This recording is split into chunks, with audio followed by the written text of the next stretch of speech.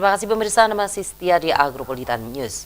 Proses pelaksanaan sistem penerimaan murid baru atau SPMB tahun 2026 di Kabupaten Malang masih terus berjalan. Saat ini pendaftaran murid baru jenjang SMP mulai mengganti sistem zonasi lama dengan jalur domisili.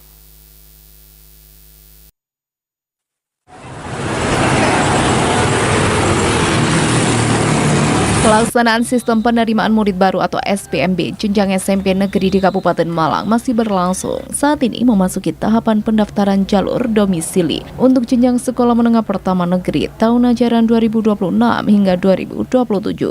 Suasana pendaftaran SPMB jalur domisili mulai ramai di beberapa SMP negeri di Kecamatan Kepanjen, Kabupaten Malang. Salah satunya yakni Sekolah Menengah Pertama Negeri 3 yang berada di Jalan Sukoraharjo, Kepanjen, Kabupaten Malang. Proses seleksi jalur domisili dijadwalkan serentak mulai 9 hingga 12 Juni 2026.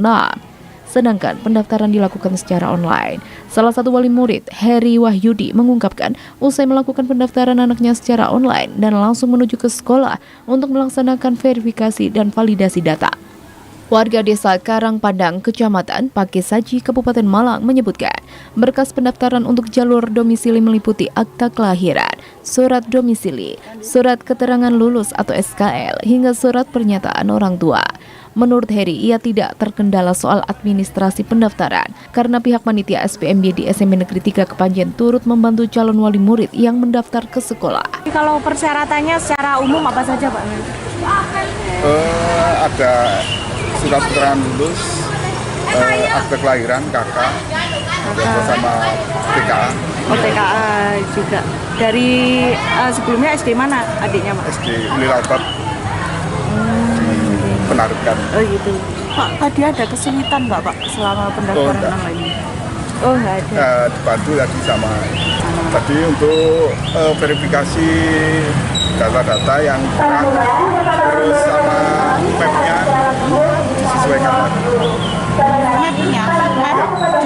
Map-nya, domisilinya. Iya.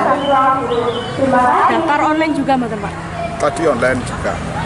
Terus datang ke sini untuk verifikasi kelengkapan data.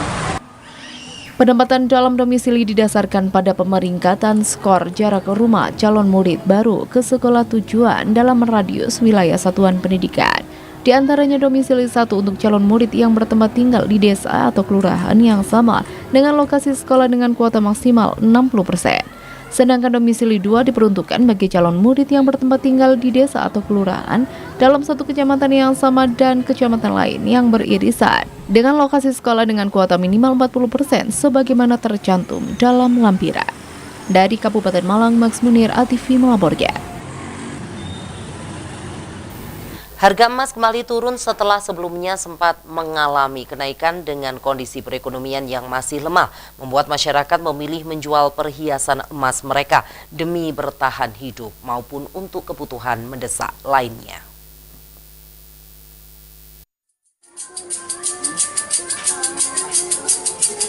Berdasarkan pantauan di toko perhiasan Nafisa yang berada di dalam pasar Kepanjen, Kabupaten Malang, harga emas cenderung turun. Pedagang perhiasan emas Yolanda mengungkapkan saat ini meskipun rupiah terus melemah terhadap dolar Amerika, harga emas malah anjlok untuk jenis logam mulia dengan kadar 70% di kisaran Rp1.700.000. Sedangkan emas 24 karat masih di angka 2 juta ke atas. Meski harga mengalami penurunan, namun banyak masyarakat yang memilih menjual emasnya demi kebutuhan hidup. Lebih lanjut, Yolanda menyampaikan penjualan hari ini dirasa masih imbang antara pembeli dan penjual. Namun lebih banyak masyarakat yang menjual perhiasan emas mereka. Aksi masyarakat menjual emasnya sebagian besar beralasan untuk kebutuhan hidup, membayar biaya masuk sekolah anak, serta kebutuhan mendesak yang lain. Karena harga rupiah melemah ini, harga emas pun ikut turun.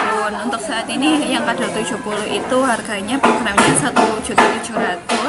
Tapi ada beberapa juga yang 1.730.000. Terus buat kadar 80-nya 1.800.000. Terus kalau kadar 24-nya 2,5 juta. Untuk hari ini sendiri banyak yang membeli atau yang menjual sih Mbak saat ini? kebanyakan balance sih Pak, antara yang beli sama yang jual, tapi kebanyakan juga jual karena kan ekonomi melemah, jadi orang-orang banyak yang butuh uang, jadi mereka mencairkan uang. Jadi mereka memang beli benar-benar untuk investasi dan saat membutuhkan mereka pada menjual gitu ya. Rata-rata mereka katanya untuk apa? Kebutuhan hidup atau gimana? Iya, ada yang kebutuhan hidup, ada yang untuk membeli aset baru lagi sih. Ini juga belum termasuk dalam penerimaan murid baru nih Mbak ya, dalam jual mungkin ada alasan untuk masukkan anak sekolah. Ada juga yang sudah mulai beberapa mempersiapkan untuk uang pendaftaran. Kira-kira sampai berapa persen nih untuk yang menjual? 70-an mungkin, 70%. Melihat kondisi ini, diharapkan pemerintah bisa segera menstabilkan perekonomian bangsa, sehingga stabilitas harga di luar dapat normal kembali seperti sedia kala. Dari Kabupaten Malang, Max Munir, ATV melaporkan. 3 pertandingan kandang Persikoba di babak 64 besar Liga 4 Piala Presiden 2026 berhasil menyedot animo ribuan masyarakat Kota Batu dan sekitarnya yang hadir langsung di Stadion Gelora Brantas Kota Batu. Tercatat di setiap pertandingan dihadiri 300 hingga 400 supporter. Tentunya kehadiran langsung masyarakat Kota Batu di stadion memberikan tambahan semangat untuk para punggawa Persikoba.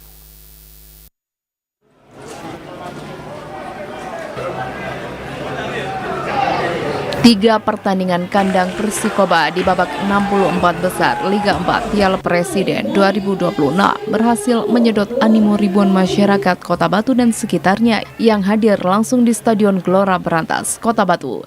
Tercatat di setiap pertandingan dihadiri 300 hingga 400 supporter. Tentunya kehadiran langsung masyarakat Kota Batu di stadion memberikan tambahan semangat untuk para punggawa Persikoba.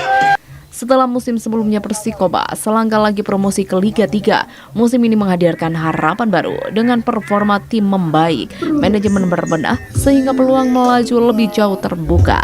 Tentunya dukungan dari pemerintah dan masyarakat Kota Batu menjadi semangat tambahan untuk para pemain dan staf kepelatihan Persikoba. Penonton terlihat sangat antusias, terlihat dengan sorak-sorak yang menggema di sepanjang laga. Cara supporter memenuhi tribun barat Stadion Gelora Brantas Kota Batu untuk memberikan dukungan langsung kepada tim kebanggaan Kota Batu. Ya, animo masyarakat Kota Batu untuk menonton Liga 4 ini, khususnya Piala Presiden ini, alhamdulillah cukup lumayan ya. Apalagi kemarin pertandingan Liga 1 sudah habis, sudah selesai. Hari ini tinggal Liga 4 aja yang belum selesai di seluruh Indonesia.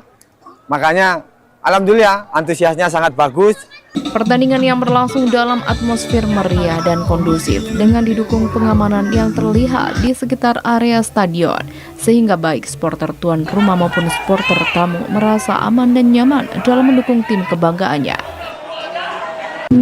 Jangan sampai bikin pelanggaran, main yang tenang, boleh emosi. Kita berikan contoh yang baik buat tamu-tamu kita.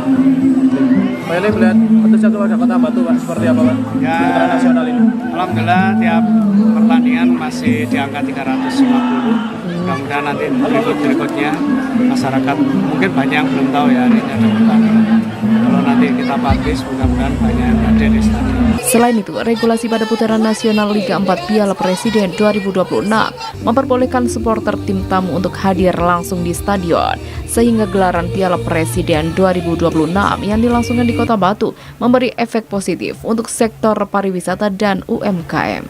Dari Kota Wisata Batu, Furqon ATV melaporkan. Pemirsa, berikut perakiraan cuaca Rabu 10 Juni 2026 untuk daerah Malang Raya dari Badan Meteorologi, Klimatologi, dan Geofisika BMKG, Stasiun Klimatologi Kelas 2 Malang. Informasi tersebut sekaligus menutup Agropolitan News edisi hari ini. Nantikan informasi menarik lainnya dari Agropolitan News esok hari di jam yang sama. Mewakili kerabat kerja yang bertugas, saya Yuni mengucapkan terima kasih atas kebersamaan Anda. Wassalamualaikum warahmatullahi wabarakatuh dan sampai jumpa.